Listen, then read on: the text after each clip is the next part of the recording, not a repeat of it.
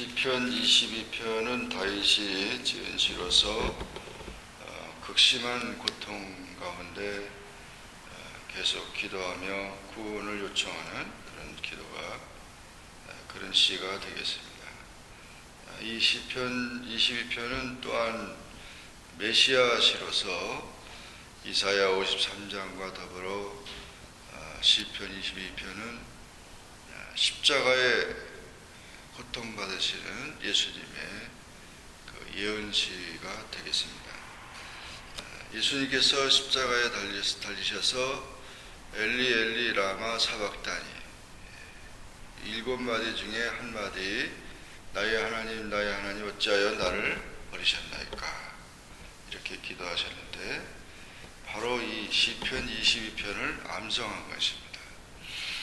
얼마나 많은 고통 속에서 이렇게 참 기도하는 이 다윗의 시편을 그대로 암송하셨는데 이것은 하나님의 침묵을 의미하고 철저하게 하나님께서 그 독생자 아들 고통당하는 그런 모습을 이렇게 외면하시는 그 외면하시는 이유는 모든 죄를 다 짊어지고 가는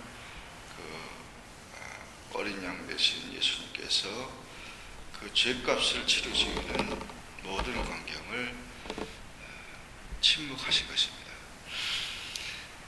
때로 하나님께서는 이렇게 우리가 어려움 당할 때 침묵하는 그런 모습을 보이기도 합니다. 그래서 내 신음소리를 듣지 아니하십니까? 나를 멀리하여 돕지 아니하십니까?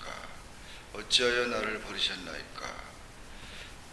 내가 낮에도 부르짖어도 밤에도 부르짖어도 잠잠하고 응답하지 않으시니 하나님 어디 계십니까? 이런 침묵의 그런 순간들이 있는데 이런 침묵의 순간도 하나님의 뜻이 있는 것이고 또 하나님 앞에서 우리가 해야 할 일은 끝까지 기도하고 모든 것을 하나님께 맡기는 일밖에는 더 이상 우리가 하는 일이 아니다는 것이죠. 그래서 결국 십자가에 달리신 예수님이 고통에 부르짖는 육신의 고통 때문에 부르짖는 그것은 끝까지 그 과정이 지나가야 되는 것이지 인류를 구원하기 위해서 당하는 고통이기 때문에 그 고통 없이 영광이 있을 수 없는 것이죠. 고통 없이 자녀가 태어날 수 없고 아이가 태어날 수가 없고 또 고통 없이 성장이 이룰 수가 없는 것입니다. 욥의 이야기를 우리가 볼 때도 욥이 당한 거라는 너무 참 처참했습니다. 그러나 하나님이 계속 침묵하시다가 그의 욥의 영안이 띄어지고 욥의 신앙이 성장되면서 하나님의 그런 이제 계시가 임하게 되었던 것입니다. 그렇기 때문에 우리는 이와 같이 정말 하나님의 침묵하는 상황 속에서 우리는 조롱을 당하고 사람들의 회방거리가 되고 벌레가 되고 모두 다 입술을 삐죽이고 머리를 흔들고 하나님이 살아계시면 왜 구원하시지 않겠냐? 왜 그렇게 고통스럽게 내버리겠느냐? 이런 그런 조롱을 당하고 때로는 이제 모든 그 뼈가 다 쏟아지고 어그러지고 또 혀가 말라붙었고 악한 무리들이 수족을 찔렀나이다. 이것은 예수님의 그 십자가의 고통에서 창을 받고 또 손발을 못을 찍어서 이렇게 당한 모습이 보게 됩니다. 그리고 겉옷을 나누며 속옷을 제비뽑나이다. 군병들이 예수님의 옷을 다 제비뽑고 이렇게 하면서 엄청난 그런 그런 고난과 그런 고통을 당했지만, 그러나 22절 이하에서 오히려 고난받는 그런 상황 속에서 다시금 영광의 그 삶이 약속되었습니다. 하나님의 영광을 위해서 하나님이 모든 열방을 통하여 경배를 받으시고 또 하나님이 역사를 이루실 것을 이제 얘기하신 것입니다. 그래서 부활의 영광으로 예수님께 함께 하셨던 것처럼 그런 놀라운 하나님의 그 역사가 임하게 되는 것입니다. 그래서 이와 같이 정말 우리가 많은 그런 그 그런 고난과 그런 어려움이 있어서도 끝까지 믿음으로 나아갈 때 하나님께서는 큰 은혜를 주시게 되는 것입니다. 어떤 목사님이 목회를 하면서 굉장히 힘들어가지고 이제 그만둬야 되겠다 이렇게 생각을 하고 기도를 하는데, 근데 꿈에 큰 바위가 있고 자기가 꽃갱이를 가지고 계속 그 큰 바위를 깨더라는 겁니다. 계속 꽃갱이로 치니까 그 엄청난 큰 바위가 깨지지 않는 거예요. 얼마나 힘든지. 그러다가 그러다가 옆에 누가 서 있길래 나는 이게 깰 수가 없다고.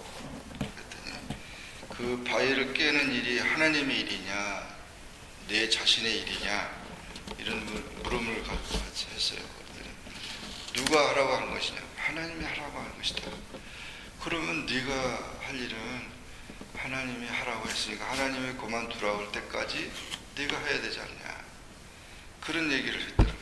그래서 그 얘기를 듣고 그렇구나, 내가 할 일은 내가 이걸 하고 말고 하는 게 아니고 하나님이 하라고 하시는 명령에 순종하는 일이 내가 할 일이고 또 하지 말라고 할 때까지 내가 할 일이구나, 그런 걸 깨닫고 계속 꽃갱이로다가 바위를 쳤더니 바위가 이제 기적같이 쪼개지면서 그런 이제 역사가 일어나는, 그런 마음을 다시 이렇게 꿈에 깨어가지고 내가 할 일은 오직 하나님이 세우셨고 하나님이 하라고 하셨기 때문에 충성의 그 의무만 있는 것이다.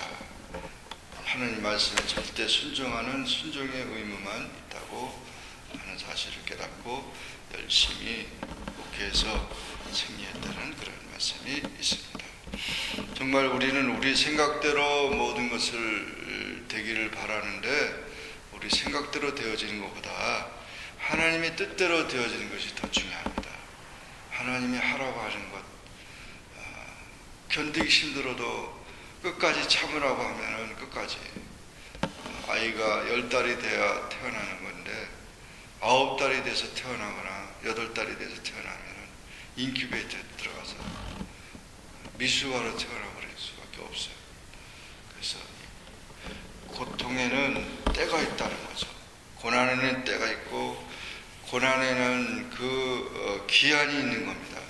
그래서 반드시 그 과정이 필요하다면 그 과정이 있어야 되는 것이고 그 과정을 통해서 나타날 영광이 더 귀하게 있다는 사실을 우리가 잊지 말고 항상 정말 그런 어려움과 힘든 일이 있을 때에도 우리는 절대적으로 하나님을 신뢰하고 하나님 앞에 기도하면서 하나님의 영광의 때를 기다리고 하나님이 역사하실 것을 믿고 기도하는 그런 삶이 되어야 될 줄로 믿습니다. 예수님의 십자가가 아니면 우리는 구원받을 수가 없고 그 은혜 받을 수 없는 그런 놀라운 그런 이제 고난의 십자가를 우리가 생각하면서 주님의 십자가, 주님이 나를 위하여 십자가 지셨는데 우리가 그 십자가에 비하면 아무것도 아닌 거, 아무것도 아니잖아요. 모든 걸 이렇게 생각하면서 하나님은 고난 중에 계셨고 또 고난을 또 영광으로 바꾸시는 그를 바꾸시는 그런 하나님이신 것을 믿고 주님의 영광, 주님을 찬송하며 주님의 역사를 이룰 그런 모든 것들을 우리가 생각하며 믿음으로 승리하기를 주의 이름으로 축원합니다. 기도하겠습니다. 주님 감사합니다. 하나님 저희들을 사랑해 주셔서 오늘도 기도로 하루를 살게 하시니 감사합니다. 시편 22편의 말씀을 통하여 정말 하나님이 침묵하고 또 하나님이 그 모든 고난과 그런 곳에서 응답하지 아니하고 또 그런 모든 모습을 나타내지 않을 때 우리는 답답하고 더 힘들어질 때가 많습니다. 그러나 그 과정이 필요하고 그 고통이 필요하고 그 고통은 생명에 이르는 고통이요 그 고통은 기쁨의 열매를 맺게 하는 고통이 된다고 했습니다.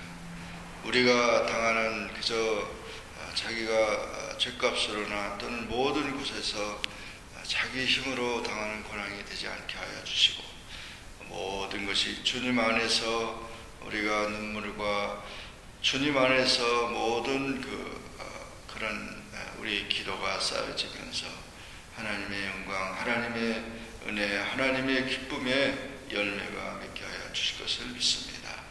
주님의 십자가의 고난을 통하여 우리가 이와 같이 구원을 얻고 하나님의 축복을 받은 것처럼 언제나 주님께서 우리에게 좋은 것을 예비하시고 하나님의 역사를 이루게 하실 것을 믿습니다. 믿음으로 나아가게 하시고 끝까지 잘 견디게 하시고 끝까지 믿음으로 승리하게 하여 주옵소서. 예수님의 이름으로 간절히 기도합나이다. 아멘. 하늘에 계신 우리 아버지의 이름이 거룩히 여김을 받으시오며 나라의 마옵시며 뜻이 하늘에서 이룬 것 같이 땅에서도 이루어지이다. 오늘날 우리에게 일용할 양식을 주옵시고 우리가 우리에게 죄 지은 자를 사하여 줄 것 같이 우리 죄를 사하여 주옵시고 우리를 시험에 들게 하지 마옵시고 다만 악에서 구하옵소서. 내게 나라와 권세와 영광이 아버지께 영원히 쌓옵나이다.